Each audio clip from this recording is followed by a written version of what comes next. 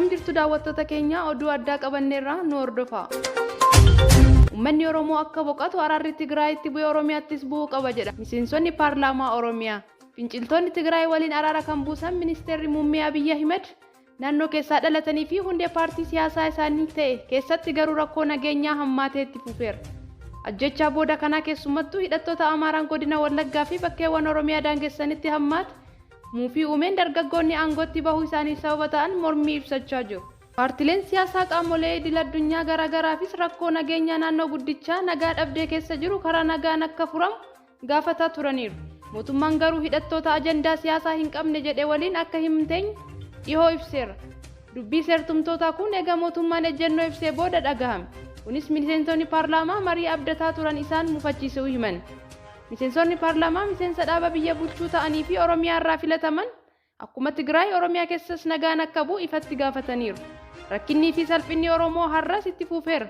Oromoon boqonnaa dhabeera. Ajjechaa fi qe'oo ofirraa buqqa'uun cimee itti fufeera kan jedhan miseensonni kunniin gaafin jajjaboo kaasan. Marii erga taasisanii booda xalayaa fuula sadii qabuu fi qabxiiwwan 10 irratti wal ta'anii Abiyyi Ahmediif dabalatee erganiiru. Haa ta'u malee caffee fi kaabineen Oromiyaa amma jiru Oromiyaa bulchuu hin dandeenye jechuun bilisiginnaan koree tokko hundeessitee jirti.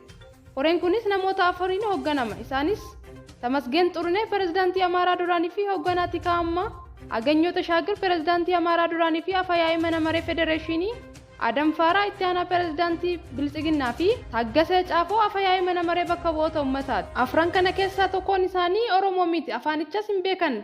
Lamaan isaanii miseensa Bilisiginnaa Amaaraati. Finfinnee, Walloo, Wallaggaa, Shawaan kan keenya warra jedhanidha. Adam Faaraa miseensa Bilisiginnaa Somaaleeti. Humni Somaalee milishaa naannichaa waliin ta'uun ammas daangaa Oromiyaa cabsuun lola bananii jiru. Namoonni afran kunniin namoota mana maree federeeshinii fi bakka bu'oota uummataa keessatti aangoo olaanaa qabanidha. Naannoo tokko uumuuf diiguuf manneen maree lamaan kun hedduu barbaachisoodha.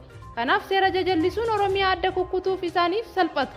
Kanaafis filataman. Caffeen Oromiyaa fi kaabineen Oromiyaa taphaan ala ta'aniiru. Afaan hojii fi afaan raawwii hojii mootummaa naannoo Oromiyaa afaan Amaaraa ta'uu isaati. Namoonni arfan kun afaanicha waan hin beekneef humni addaa Oromiyaa godinoota Oromiyaa keessa akka ba'u godhamaa jira. Bakka isaanii immoo Makkalaakayaa fi Faannoon Jeneraal Zawuduu Balaayi dhalataa Amaaraatiin hoogganamu godinoota Oromiyaa keessa qubachaa jiru. Hayyee daawwattoota keenyaa odeeffannoo dabalataa akkuma arganneen isiniif dhiyeessinaa nu hordofaa.